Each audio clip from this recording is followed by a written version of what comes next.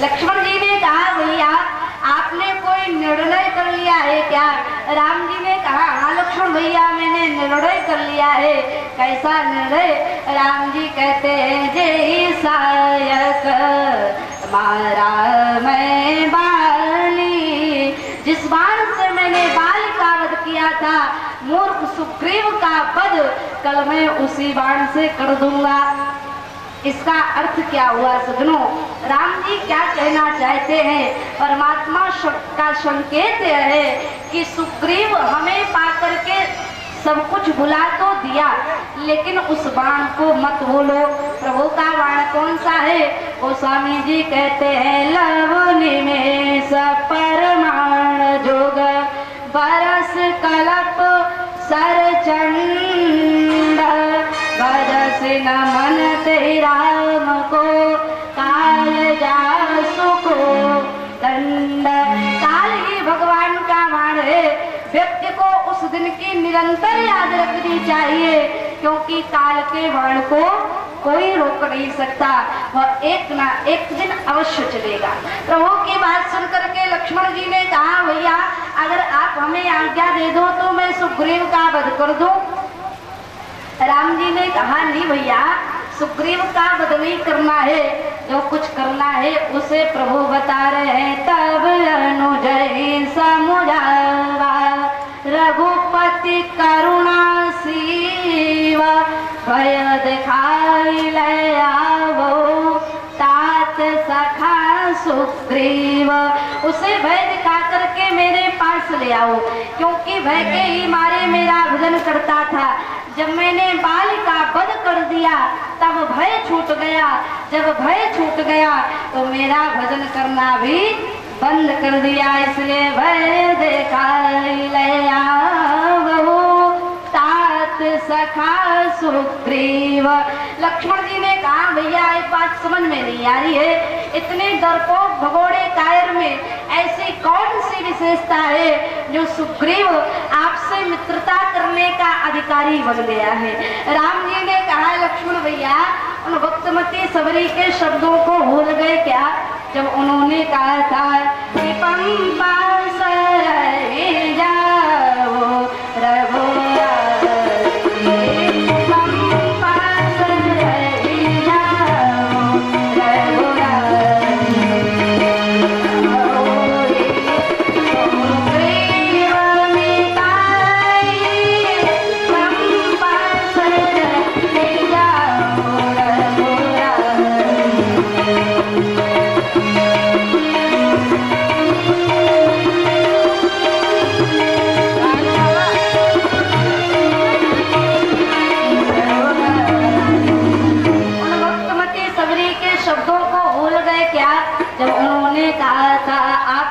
करके पंपाशर की यात्रा करो, जहाँ पर हनुमान जी की प्रेरणी सबरी के शब्दों की पूर्ति के लिए सुग्रीव से मित्रता करने के लिए जा रहा हूँ। लक्ष्मण जी महाराज शांत हो जाते हैं, निरुत्तर हो जाते हैं, कोई उत्तर देने को नहीं रह जाता है। तो कहने का तात्पर्य है सज्जनों कि हनुमान जी जैसे संत जीवात्मा को परमात्मा से मिलाने का काम करते हैं। आए छोटी सी झांकी आप देखिए, हमारे आयुर्वेद शास्त्र में बताया गया है कि मनुष्य के शरीर में 5 प्राण होते हैं। आयुर्वेद शास्त्र में कौन कौन से? प्राण, अपान, समान, व्यान और उदान। जब भी इन 5 प्राणों में किसी एक प्राण में विकृत बन जाती है, कोई विकार आ जाता है, तो किसी योग्य डॉक्टर के द्वारा उसकी चिकित्सा हो गई तब व्यक्ति स्वस्थ हो पाता है। ठीक इसी प्रकार से श्री रामचरितमानस के भी 5 प्राण हैं। कौन कौन से? लक्ष्मण, सीता, भरत, सुग्रीव तथा कुछ अन्य वानरगण। जब भी इन 5 प्राणों में किसी एक प्राण में कोई गड़बड़ी आती है तो उनकी रक्षा सुरक्षा हनुमान जी के द्वारा होती है। ऐसा दिव्य दर्शन है श्री हनुमान जी का। आई छोटी सी झांकी आप देखें। एक संत बड़ी मीठी बात कहते हैं कि श्री राम से है नेह स्वर्ण शैल के समान,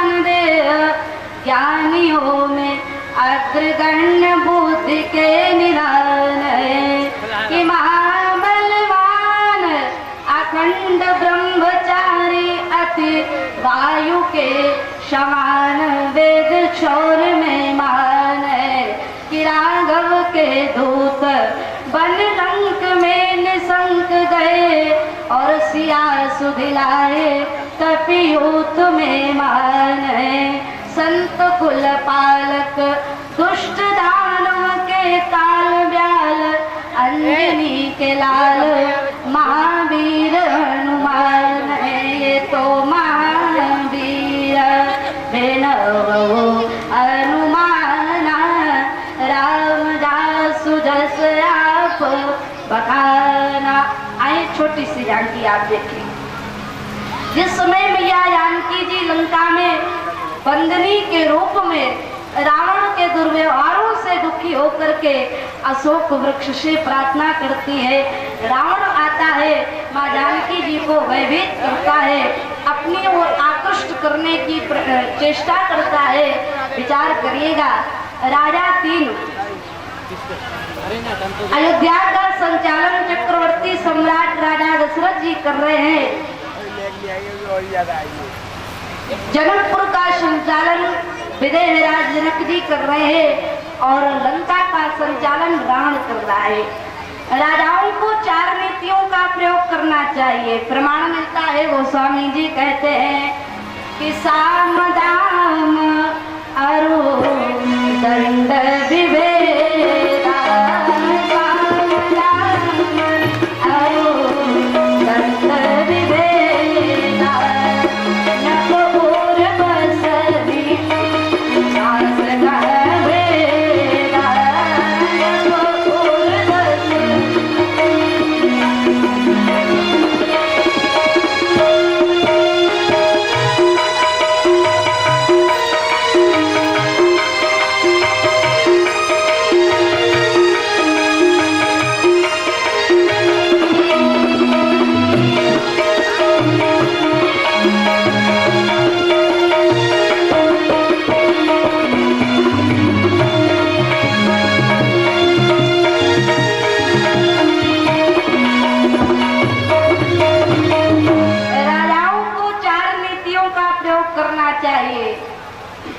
कौन कौन सी? साम नीति, दाम नीति, दंड और वेद। राजा दशरथ जी महाराज साम नीति का प्रयोग करते हैं। कहाँ पर करते हैं? जब विश्वामित्र जी महाराज राम जी को मांगने आते हैं तब साम नीति का प्रयोग किया राजा दशरथ जी ने। गोस्वामी जी कहते हैं कि मुनिया गमन सुना जब राजा, मुनिया गमन सुना जब राजा, मुनिया गमन सुना जब राजा, मुनिया गमन सुना जब राजा, तो मिलन गयो ले समाजा।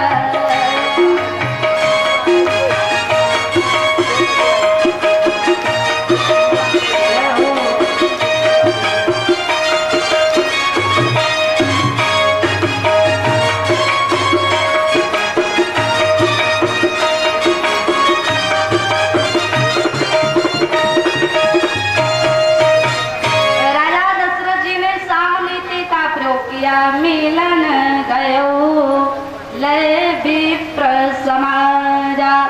ब्राह्मणों का समाज लेकर के विश्वामित्र जी से मिलने के लिए गए। जब मांगना प्रारंभ कर दिया कि मैं राम और लक्ष्मण को मांगने आया हूँ, आप हमें कुछ दिनों को दे देने का संकल्प करें, तब दशरथ जी ने दाम नीति का प्रयोग किया। मांगो देनो धन को सर्वस देहु आज सरोसा। दशरथ जी ने दंड नीति का प्रयोग कभी नहीं करते हैं और भेद नीति का प्रयोग भी दशरथ जी ने कभी नहीं किया, क्योंकि सात्विकी राजा है। जनक जी महाराज तो भेद नीति का प्रयोग करते हैं, लेकिन दंड नीति का प्रयोग जनक जी ने भी नहीं किया। साम नीति का प्रयोग आप देखें जनक जी महाराज कहाँ पर कर रहे हैं। जब लक्ष्मण जी महाराज, राम जी, विश्वामित्र जी महाराज जनकपुर की यात्रा करते हैं, जनक जी को जब पता चलता है कि विश्वामित्र जी के साथ दो सुकुमार आए हुए हैं, तब संग सचिव सुचि भूरि भट्ट भूसुर बर गुरु ज्ञाति। चलते हैं विश्वामित्र जी से मिलने के लिए। जनक जी महाराज साम नीति का प्रयोग करते हैं। जनक जी महाराज दाम नीति का भी प्रयोग करते हैं। कहाँ पर किया? गोस्वामी जी कहते हैं सब मंचन ते मंच एक सुंदर विसद विशाल, दाम नीति का प्रयोग करते हैं। विचार करिएगा, मैं आपसे पूछना चाहती हूँ कि राम जी भी धनुष तोड़ने के लिए आए थे, राजा भी दूर दराज से अनेक देश से आए हुए थे, सबको एक दृष्टि से देखना चाहिए था, लेकिन राम जी को स्पेशल व्यवस्था सब मंचन ते मंच एक, राजाओं को विरोध करना चाहिए था कि राम जी भी धनुष तोड़ने के लिए आए हुए हैं, हम सब राजा भी तोड़ने के लिए आए हुए हैं, सबको एक दृष्टि से देखना चाहिए। लेकिन जनक जी ने सब मंचन ते मंच एक वेद नीति का प्रयोग। अब आई बात रावण की। रावण ने कहाँ पर साम नीति का प्रयोग किया? दाम नीति का प्रयोग करता है, लेकिन गलत इस्तेमाल करता है।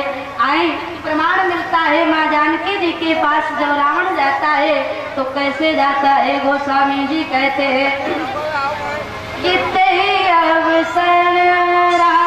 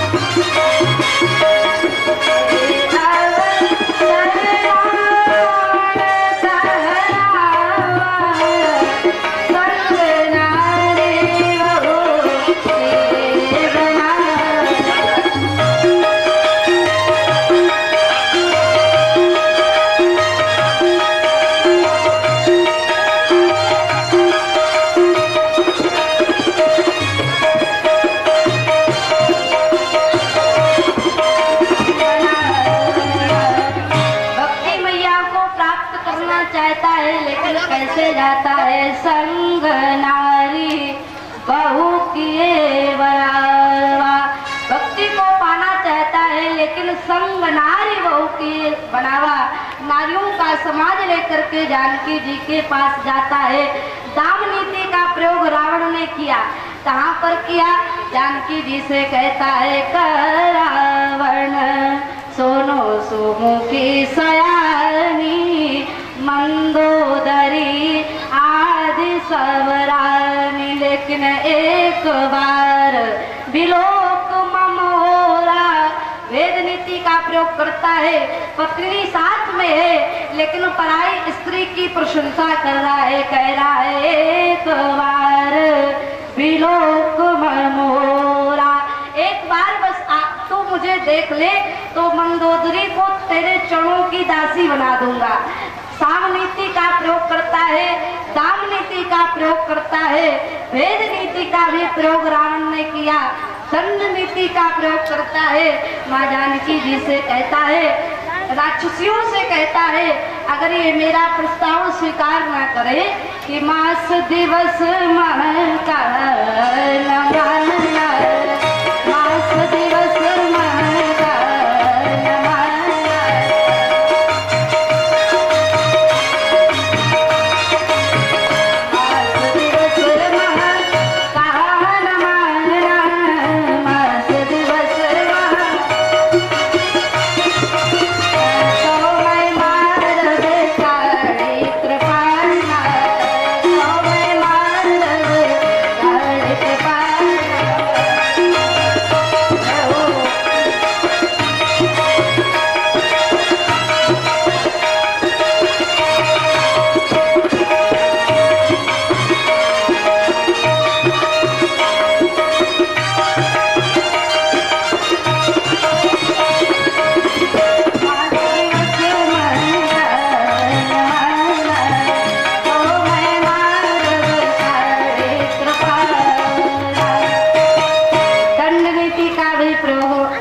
करता है तो मैं मारब काड़ी कृपाना।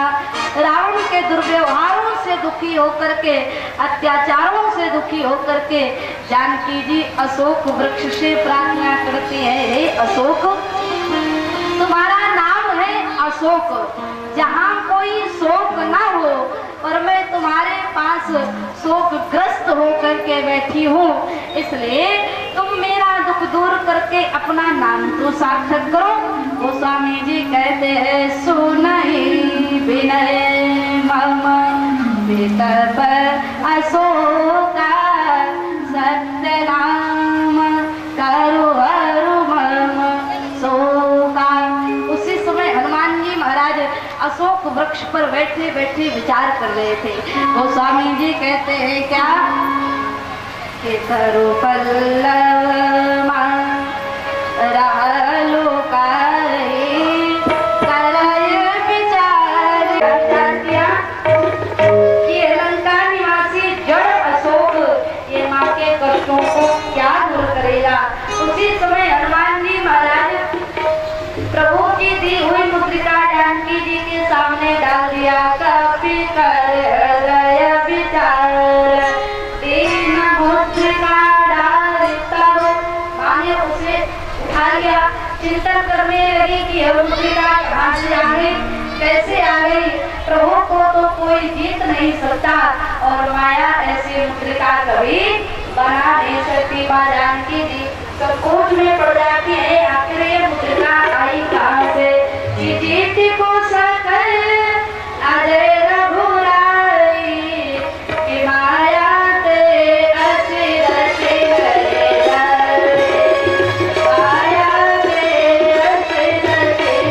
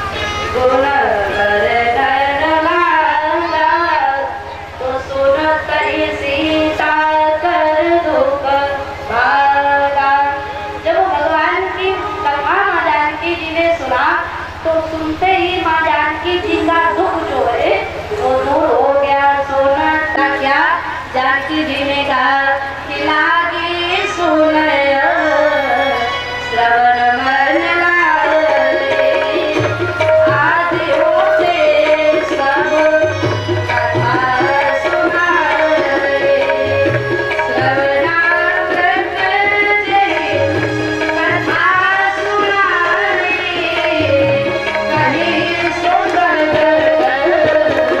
होत के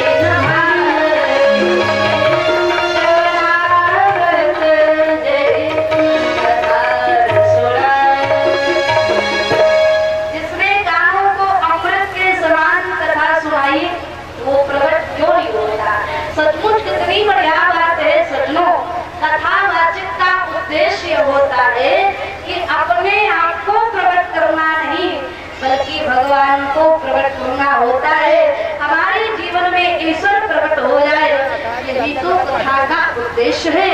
माँ कहती है कि जिसने इतनी मधुर कथा सुनाई वो प्रकट क्यों नहीं होता। हनुमान जी महाराज अशोक वृक्ष से उतरे। यदि वो चाहते तो रूप बदल करके किसी सुंदर वेश में आ सकते थे, परंतु वे बंदर के ही रूप में आए। देख करके माँ जानकी जी घबरा गई, क्योंकि पिया जानकी जी ने कभी हनुमान जी को देखा नहीं था। वो स्वामी जी कहते हैं, जैसे ही हनुमान जी महाराज अशोक वृक्ष से उतरे तो माँ जानकी जी उनकी तरफ पीठ घुमा करके बैठ गई। फिर बैठी मन विस्मय तब हनुमंत निकट